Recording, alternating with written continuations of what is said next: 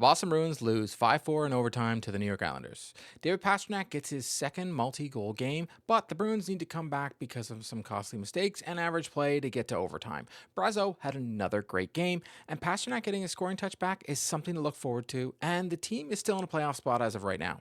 It's not all doom and gloom because it ain't over yet, and there's a lot of hockey left on this season. So buckle up, Bruins fans. I'm here to give you the latest info on your beloved Boston Bruins. If you've been liking my Bruins content, please leave me a like and subscribe. If you've already done so, thank you, and let's get into it. The Bruins needed to have a good start to this game after the battle the night before in Toronto. Yes, this game is a back-to-back, and yes, they did have to travel, but the flight from Toronto to Boston is just over an hour tops, so these boys most likely were in their beds by midnight. They're also playing the Islanders, who are statistically worse than the Bruins this season. So there's that. Sacco moved Pastrnak back on the line with Zacha and Geekie and moved Charlie Coyle back on the first line before the game. And honestly, thank God he did. It was the Bruins who get on the board first early in just under 4 minutes into the first period as Cole Koepke goes to the net and the puck bounces off him and in the net. The Islanders challenge the goal, but it stands and we have a 1-0 hockey game. The Bruins now have a power play, which they have struggled to say the least. They don't even have time to announce the goal when the Bruins give away the puck at the blue line to the Islanders, who now have a 2-on-1 going the other way, with McAvoy defending.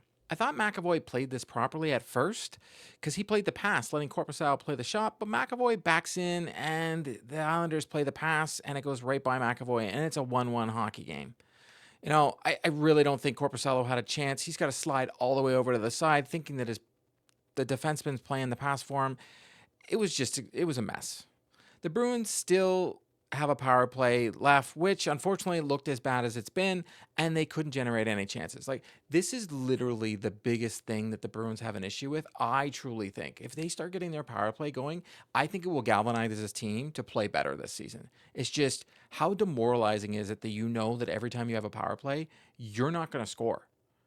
9 times out of 10, actually, the other team is going to score. The power play ends, and Pollock takes a routine shot from the point, which bounces off a Bruin, and it's 2-1 Islanders on the fourth shot on net.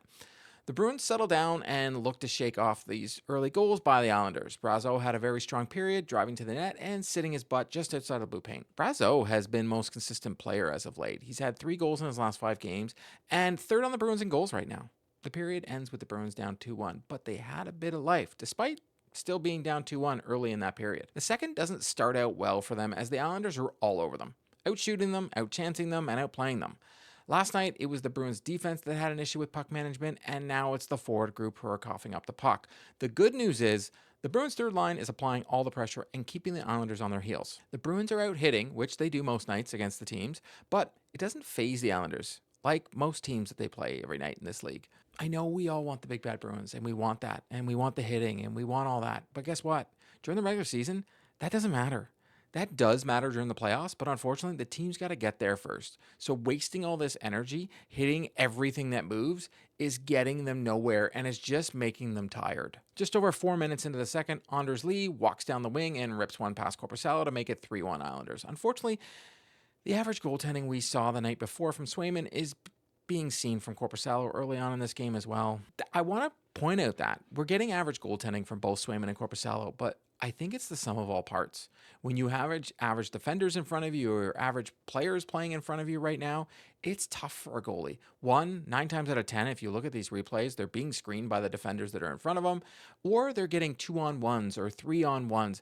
There's a lot of odd man rushes that these goalies are having to face and make huge saves on them, and they can't make every save out there. Now, the good news is Korpisalo settles down this period and makes some huge saves late in the period to keep the Bruins in the game. Halfway through the second, Just Brazeau takes a shot from the slot, and we have a 3-2 hockey game. Brazeau is the main reason the third line is playing so well right now, and is the driver of the line. The Bruins played better in the second than they did in the first, and I felt the ice tilted in their favor at times. The Bruins made a strong push at the end of the second to tie it up, but Sorokin stood tall, and we end the period 3-2 Islanders. I want to say the third period was different, but it felt a little deja vu from the day before, except the Bruins tie this one up.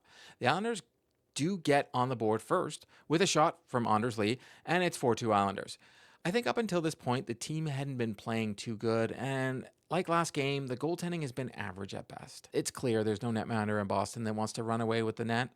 The Bruins do make a push in the third period as David Pastrnak has back-to-back goals and now has 17 on the season. Pastrnak has been struggling to score goals, but now has 4 goals in his past 2 games. I think it's safe to say Pasta's back. Pastrnak makes it 4-4 and gives fans hope that the Bruins can win hockey games.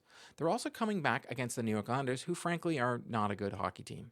Sorokin played pretty well, but he was beatable tonight. The game goes into overtime, and unfortunately the Islanders score on one I think Korpisalo wants back, but it's overtime, and the way all these teams do this, like, out of the zone thing, like, there was a play at one point where Zadorov's going into the zone, and he's got the puck, and he's got Pasta coming, and he turns around and goes the other way.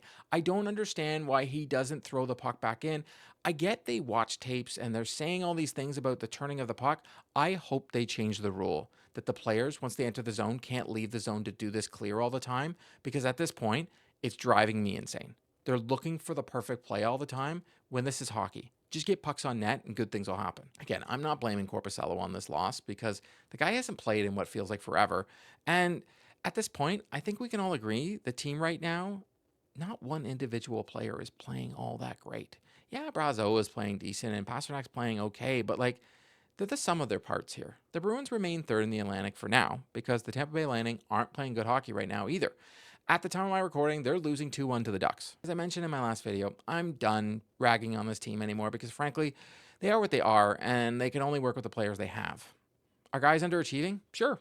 But some are still playing decent enough that they're not an elite team in the league right now. But there's lots of time to turn this season around. I want to hear from you though.